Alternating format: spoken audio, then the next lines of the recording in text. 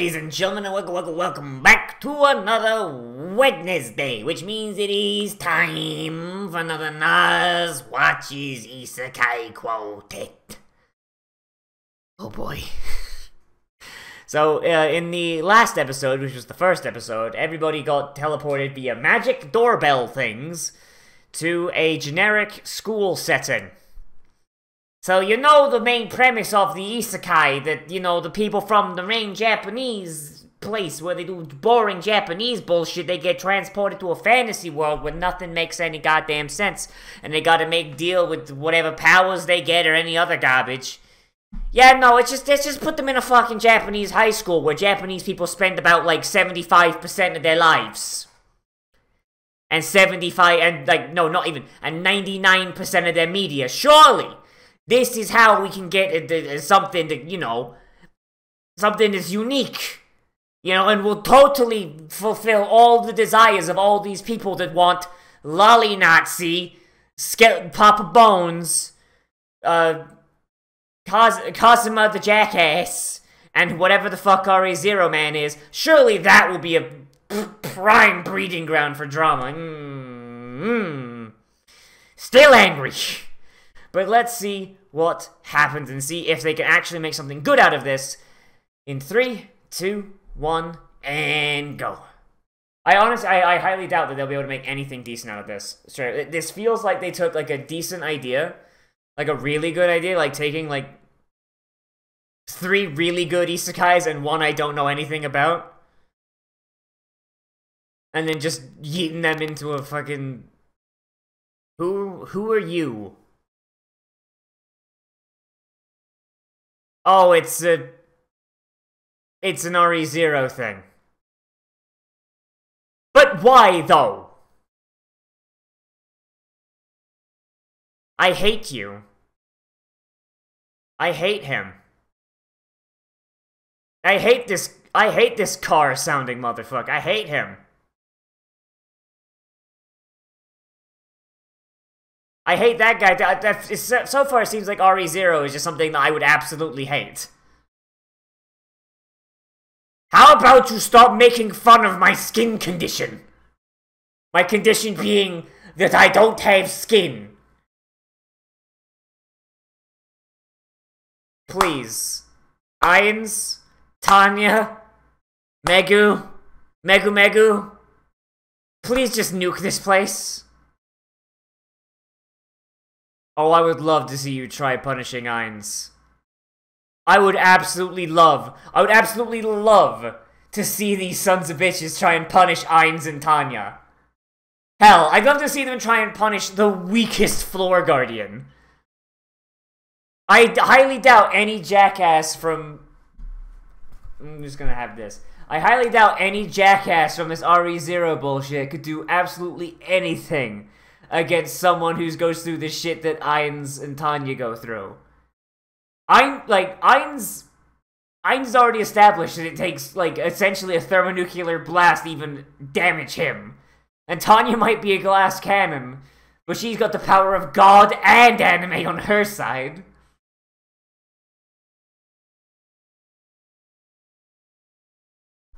Like, and Kazuma's just done with this shit. Like, Kazuma's been here for 5 minutes and he's already done with this shit, you know? Like, couldn't we have had, like, something, like, interesting happen? You know? Like, you don't even need to have, like, done, like, a real art style. You could have kept with this Flash animated bullshit. But... something. Anything. For Christ's sake. Like, I appreciate the opening being sung by the protagonists of all the shows, though. I do appreciate that, though.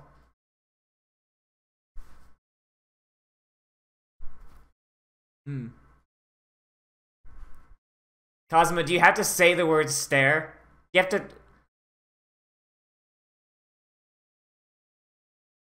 How come he got to keep his stupid tracksuit?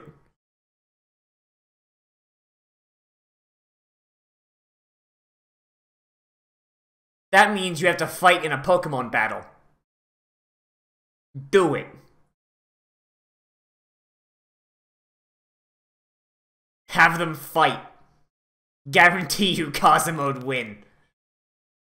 It's just a jackass in a tracksuit.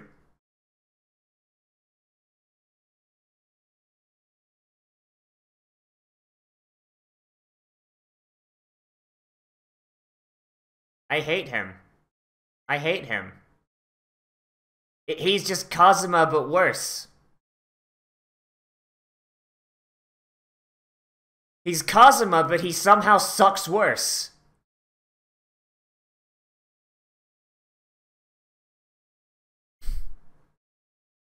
How do you manage this? And she's got a stupid floating cat. I could make slaves out of that!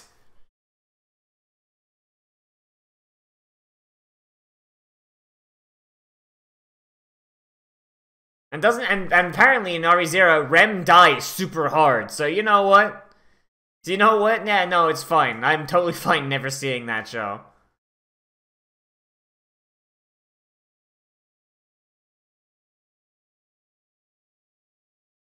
She's standing on the chair.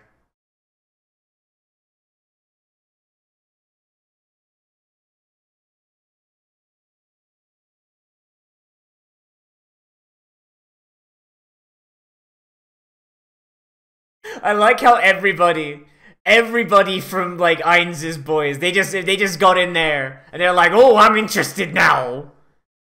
I'm in there now." Didn't like two of those guys fucking die? Didn't like two of those guys die? Oh, I feel like Ainz is super hype about that. I think Ainz is hype about them being from a war world. He's like, yo, I'm down.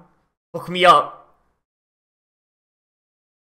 My name's Aqua and I'm useless.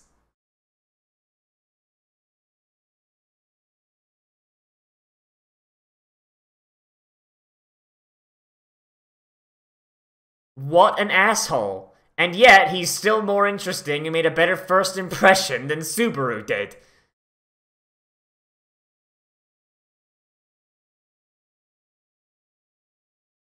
Please never change, Darkness. Please never change.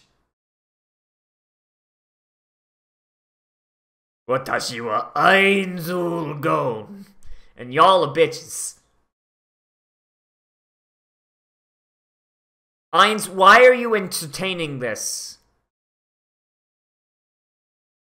Why are you entertaining this, Ainz?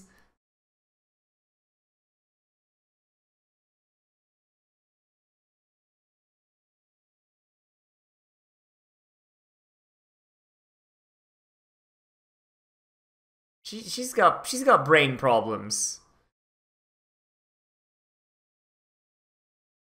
Please do not ejaculate on the school desks. Please don't.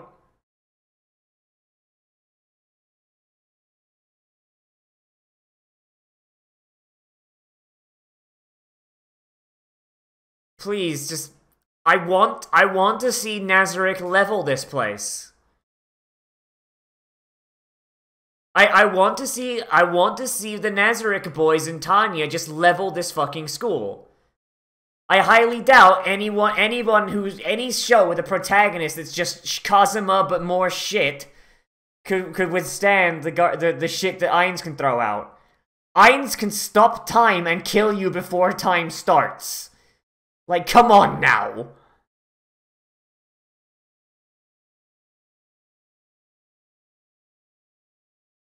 Is Tanya getting jealous? Is Tanya getting like a little rivalry going on here? I want to see Ainz and Tanya having a rivalry. Wait, did they turn off his undead suppression? The fuck? So he's still undead, but he doesn't have any of the benefits. Like the suppression of his tiredness. Oh, yes, there comes the beef! That's racist. This is a hate crime.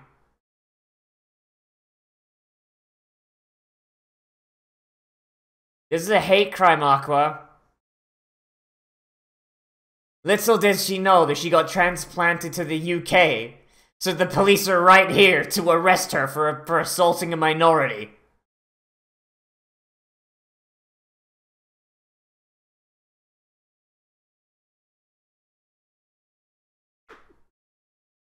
Oh my god, why?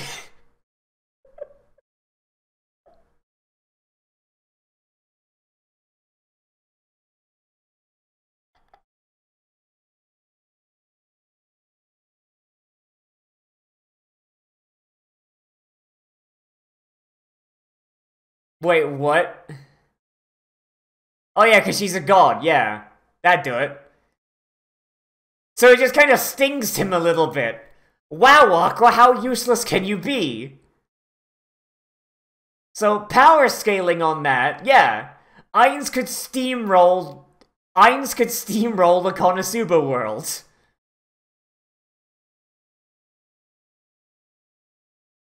It kind of looks like it beat the shit out of Shaltir though. But yeah, Ainz can steamroll that world. Aqua's turn undead is shown to be like really powerful, so yeah. Yeah, Ainz can steamroll that shit. Just roll in and be like, oh, like, it takes Aqua to make him just get a little bit hurt. Like, a little bit hurt.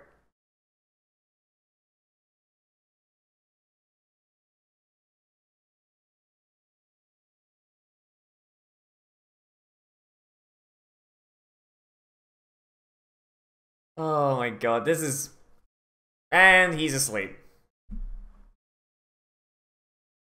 Oh, that's it. Oh yeah, because these are only like 10 minutes long, aren't they? Oh boy, alright. So... something about this show that's actually pretty neat. We got a power scale now. And that's pretty neat. All we need now is we need to be able to measure it against the people from RE0 and against Tanya. But Tanya, we know, like, we can compare her to real world stuff. So I mean, if we can get some power scaling going on, call me Seth the Cybercuck on this shit, you know? Christ. This ending is still really nice, though. I like hearing Aqua, Albedo, and Tanya sing. And Amelia, I guess. Like, but seriously, if this was supposed to, like, get me, like, supposed to be, like, a crossover thing, gets you interested in the shows you haven't seen. Like, I haven't seen RE0, but all this has done is make me, like, not want to. Because Subaru is, like I said, it's Kazuma, but worse, and I barely tolerated Kazuma at the start.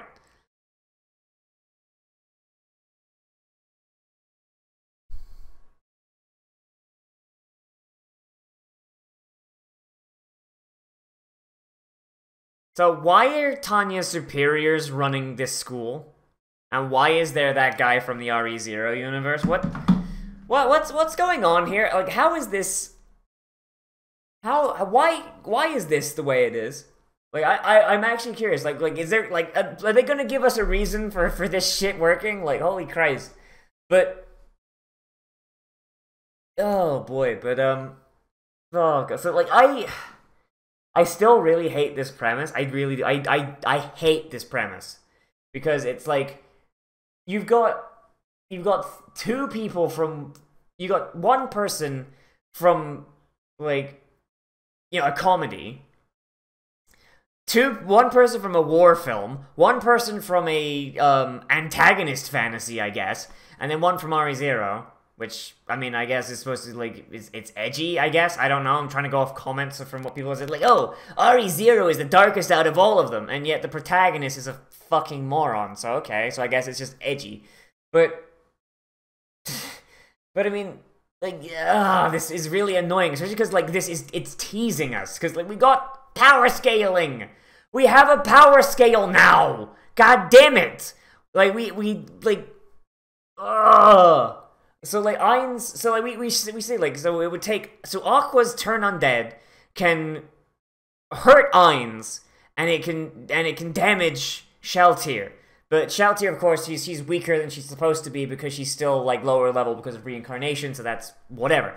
But Aqua is the strongest priest in the Konosuba universe, and her main spell that she uses against undead just kind of stings. Like, it makes Ainz feel pain. Not injure, not, like, maim, just feel pain. Just basically be like just punching him really hard. And so, like, we have a power scale. Like Ainz could steamroll Konosuba if he wanted to. Like, Tanya's weapons, I mean, they're very large explosives. I don't, like, have, like, tonnage, you know, like, tons of, like, or, you know, amount of TNT equivalent to. But, I mean, like, Tanya could probably make a nuke if she wanted to, and Ainz, I'm pretty sure, has stated that he could survive a nuclear-level blast. So, like, we know that Ainz and Tanya could probably go one-on-one, and probably have a decent fight. Although, like, if Ainz gets one good spell on Tanya, she's fucking dead. And then RE0, I guess, like, the thing is that, like, Subaru can't die. I guess that's the thing. But, I mean, as we've seen, Ainz can do worse than that. And even then, like, Aqua's main thing is, like, she's got a type advantage against Ainz. Ainz sends someone against her that's not an undead or not a demon. Like, send Aura and Mare after her. Like, fucking Mare will just crack her kneecaps open with her staff. Oh, boy. Oh, boy. Like, it's entertaining seeing these characters again. Like, I like seeing Tanya again, and Ainz and all that, and just, like, and even, like, Kazuma and Megaman and all that. Like, seeing all these characters again, like, just, like having them around, you know, it's nice because, you know, like, Konosuba, like, we're not getting another thing of that until the movie, and even then, like, the movie, like, I probably won't get my hands on it until it comes out on Blu-ray, because, oh boy, and even then, like, the movie has to do really well for us to get a season 3, which isn't guaranteed right now, and then you got, like, Yujo Senki, same deal, I gotta wait for the Blu-ray to come out for the movie before I can do anything with that, and the movie needs to do really, really well to get a season 2, and we don't even know what's going on with Overlord because they beefed up Season 3 so hard. Like, I'm hoping Overlord Season 4 is coming, but at the same, like, but, you know, it's like, oh, you know, it just kind of makes me nervous, you know? Like, oh, God, like, it's, like, this thing so far is, like, it's, like, all these characters, they're spot on their characterization, they're interacting the way you would think. Like, you've got the beef coming up, like, where you've got Kazuma and Subaru, like, seeing as essentially Subaru is just shittier Kazuma, they've got, like a beef growing, it seems like. Like, you've got, like, Ainz and Aqua, and, you know, Kazuma's just trying to be friends, and honestly, you know, I would be super hype if Ainz and Kazuma became friends. Because I really don't like Kazuma, but, like, he's grown on me like a fungus, and I feel like him and Ainz would have cool adventures if they were friends, you know, like, just like cool conversations. Because Ainz is like a big scary skeleton, but he's also a giant nerd. Like, he's a bigger NEET than Kazuma is. Like, so it's like, I feel like they'd get along, you know, like, once Kazuma got past the bone daddy exterior into, like, the soft, neat Hikikimori Nougat center, like, I feel like they get along. And I want to see that. And I want more Tanya doing stuff. Like, Tanya didn't really do much this episode, but then again, like, Tanya's never really been someone for, like, a lot of... No, she's not as dramatic as a lot of these other protagonists. She's very stoic when she needs to be, because she understands that the majority of her life she's been at a disadvantage, and even when she has the power of God and anime on her side, like, she still bides her time and keeps an eye out for openings, because that's just the way her brain works. And that's good!